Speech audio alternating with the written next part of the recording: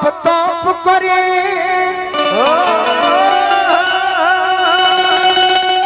जननी न वेद हम गवार जग जननी जननी हो जाना जन्म दुआ चाहत काबा गोलू राज लइका तोहार जग जननी। आज हम उहे गीत से शुरू करो जौन गीत पूरे भारत प्रदेश में भारत देश में रूरा सब सुनले बानी। हम यही आग्रह करब कि जेकरा भी दू गो हाथ होई प्रेम से तो दोनों सबके उठा देवे एक बार। सब हमारे पीछे वाला भाई माई बहन भी बाएं दाहिने सब कोई और उहे गीत पर ताली बजे हमारे प्रोग्राम शुरू हो जाए। अरे किया मावाला गोवाला पिया हो महुआ रे गोवाला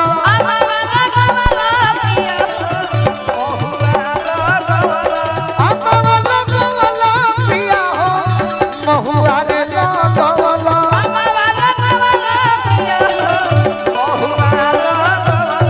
कहे न लगवाला पिया हो अरे कहे न लगवाला पिया हो निमिया के मछिया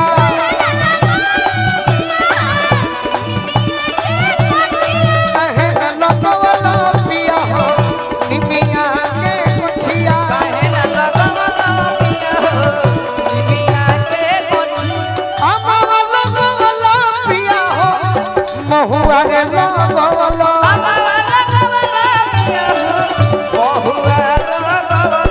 कहे न लगवाला पिया हो अरे कहे न लगवाला पिया हो निमिया के मछिया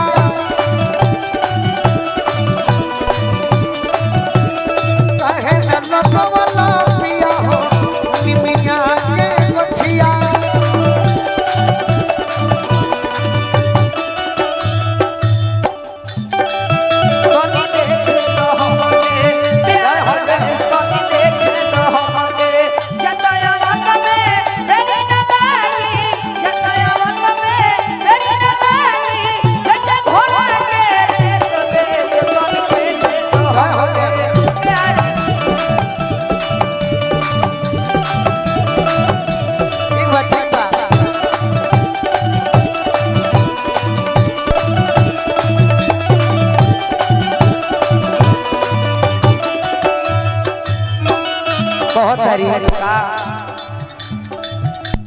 निमिये हो घरवा माई के निमिये दुआरवा हो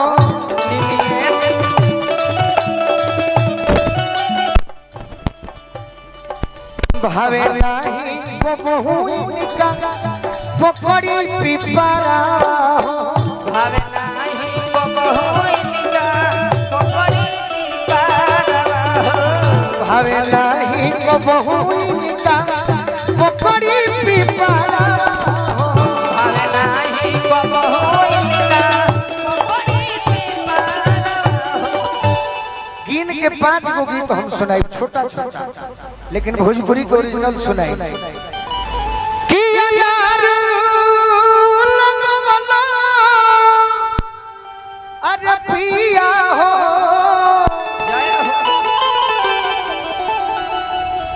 लगवाला तो कहे न लगवाला पिया हो अरे कहे न लगवाला पिया हो निमिया के बाबा कहे न लगवाला पिया हो निमिया के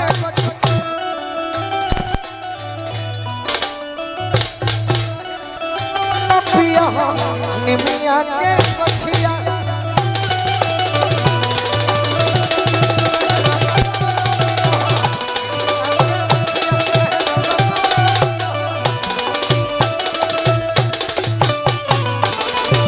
प्रेम से बोली सच्चे दरबार की। और भाई वो आज नया गीत सुनावो तनी मंच के देखते हुए।